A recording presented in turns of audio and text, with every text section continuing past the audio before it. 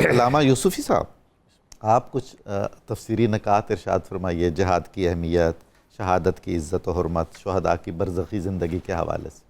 بسم اللہ والصلاۃ والسلام علی رسول اللہ۔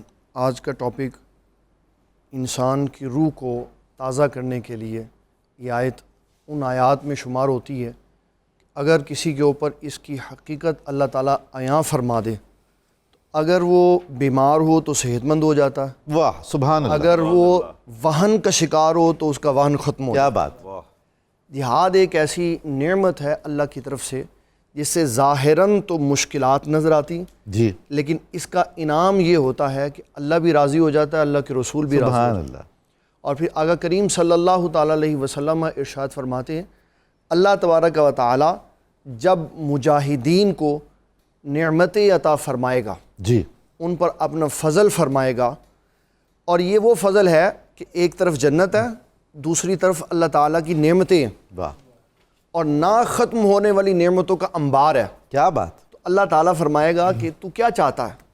تو وہ کہے گا یا اللہ یہ نعمتیں بعد میں چاہیے، پہلے مجھے دوبارہ شہادت کی لذت عطا فرما۔ اللہ اکبر، اب وہ شہادت کی لذت کیوں چاہتا ہے بار بار؟ حالانکہ جنت کی نعمتیں کم تو نہیں، انسان کا مقصود و مطلوب دنیا میں اچھے اعمال تو یہی۔ اللہ تعالیٰ فرماتے ہیں ان اللہ اشتری من المؤمنین انفسہم و اموالہم بان لہم الجنہ، میں نے اس کی جان اور مال خریدے تھے جنت کے بدلے، یقاتلون فی سبیل اللہ فیقتلون و یقتلون، اللہ کہ یہاں قتال کرتے ہوئے دوسرے کو مار دے یا خود شہید ہو جائے، واہ، تو جنت دوں گا۔ اب جب مقصود دیا تو فرمایا بتا یہ نعمت چاہیے، کہا نہیں یا اللہ یہ نہیں چاہیے، دوبارہ جہاد چاہیے، دوبارہ عجب چیز تیری راہ ہے میں شہید لذت ہونا۔ آشنائی۔ لذت آشنائی، کیا اب وہ دوبارہ شہادت کیوں چاہتا ہے؟ رسول اللہ صلی اللہ تعالیٰ علیہ وسلم ارشاد فرماتے ہیں کہ جب مومن شہید ہو رہا ہوتا تو اس کو اتنی سی بھی درد نہیں ہوتی ہائے جتنی کسی چیونٹی کے کاٹنے سے درد ہوتا۔ اللہ اللہ سبحان، حالانکہ اگر اس کا موازنہ انجیکشن سے کرے تو انجیکشن میں بھی درد ہوتی، تو کہا چیونٹی کے کاٹنے سے نہیں درد ہوتی۔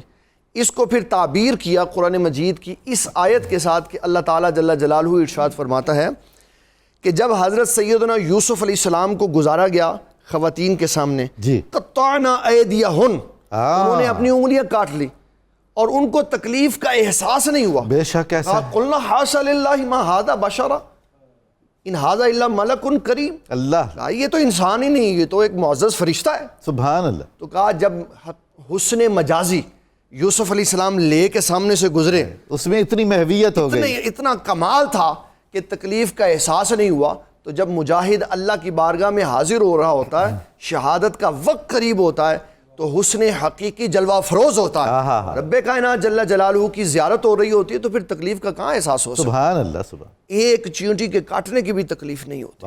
اور حضور صلی اللہ تعالیٰ علیہ وسلم آپ ارشاد فرماتے ہیں کہ یہی وہ وجہ ہے جس کی وجہ سے مجاہد بار بار کہتا، اور صرف مجاہد نے نہیں کہا، امام بخاری رحمۃ اللہ تعالیٰ علیہ فرماتے ہیں، بخاری شریف کے اندر کتاب الایمان میں فرمایا مجھے اگر اپنی امت پر مشقت کا خوف نہ ہوتا جی تو میں کسی غزوہ سے پیچھے نہ رہتا، ہر ایک میں جاتا اور میں شہید کر دیا جاتا، اللہ، پھر زندہ کر دیا جاتا، پھر شہید کر دیا جاتا، پھر زندہ کر دیا جاتا، کمال، پھر شہید کر دیا جاتا، تو مجھے یہ محبوب ہوتا کہ میں ہر بار اللہ کی راہ میں شہید۔ سبحان اللہ، سبحان یہ کمال، ہمارے آقا صلی اللہ تعالیٰ علیہ وسلم فرما رہے، کیا بات، اور حضور صلی اللہ تعالیٰ علیہ وسلم کے جو صحابہ شہید ہوئے ان کے ساتھ جو کیفیات ہوئی، ان کو قرآن مجید کی آیات نے اور احادیث نے جس طرح بیان کیا، بالخصوص عبداللہ بن جحش اور حضرت سعد بن ابی وقاص کا جو آپس میں مکالمہ ہوا، وہ بڑا بے مثال۔ جی ارشاد فرمائیے۔ حضرت سعد بن ابی وقاص سے پوچھا کہ بھی بتائیں آپ کیسی شہادت چاہتے ہیں؟ کہتے ہیں میں تو یہ چاہتا ہوں بڑے تگڑے دشمن سے میرا مقابلہ ہو اچھا، اور میں پھر اس کے ٹکڑے کر دوں، پھر میں اللہ کی بارگاہ میں سرخ رو ہو کے جاؤں۔ عبداللہ بن جحش کہتے ہیں میرا یہ دل کرتا ہے کہ میرا بڑے مضبوط دشمن سے مقابلہ ہو اور میں پوری طرح اس کے ساتھ لڑوں، پھر وہ مجھے مار دے، پھر اس کے بعد میرے اعضاء کاٹ دے، اللہ، اور جب میں اللہ تعالیٰ جل جلالہ کی بارگاہ میں حاضر ہوں تو اللہ پوچھے بتا عبداللہ کیا ہوا، تو میں کہوں یا اللہ تیرے لیے ٹکڑے ٹکڑے ہو گیا، کیا بات ہے، تیرے لیے میرے جسم کے ٹکڑے کر دیے گئے، میں تجھ پہ قربان ہو گیا۔ کمال ہے، اور حضور صلی اللہ تعالیٰ علیہ وسلم فرماتے ہیں کہ یہ جو صحابہ کرام کی گفتگو ہے، یہ اللہ تبارک و تعالیٰ نے ہمارے ایمانوں کا حصہ بنایا، ماشاءاللہ، جو جہاد ہے یہ ہمارے ایمان کا حصہ ہے، لا ریب. اس لیے کہ جہاد سے قومیں زندہ ہو جاتی ہیں. اور پھر آقا کریم صلی اللہ تعالیٰ علیہ وسلم نے جو ان کے لیے عزت و وقار کی کیفیت بیان کی، فرمایا کہ ان کوئی اور اس کا مقابلہ نہیں کر کوئی سکتا. مقابلہ نہیں ہے ہی نہیں جناب. حضور صلی اللہ تعالیٰ علیہ وسلم فرماتے ہیں اللہ تعالیٰ جو ان کو وقار کا تاج پہناتا ہے نا، اس کے اوپر جو ہیرے جواہرات اور یاقوت لگے ہوئے، ان میں سے ایک یاقوت اتار کے اگر سورج کے سامنے رکھ دو تو فرمایا سورج کی روشنی ماند پڑ. لا الہ، کیا کتنی بات ہے. عزت و وقار. سبحان اللہ. ایک یاقوت، اور وہ پورا یاقوت اور ہیرے اور جواہرات سے بھرا. اللہ اکبر. کتنی اہمیت بیان.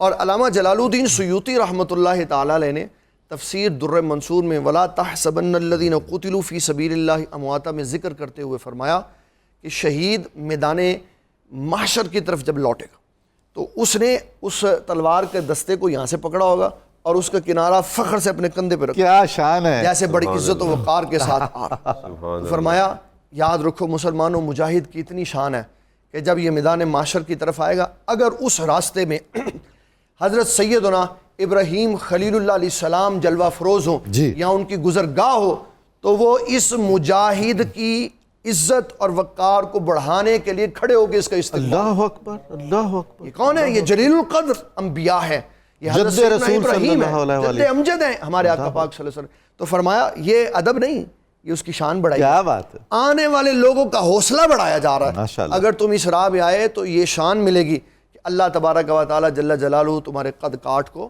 بڑا کر. سبحان اللہ.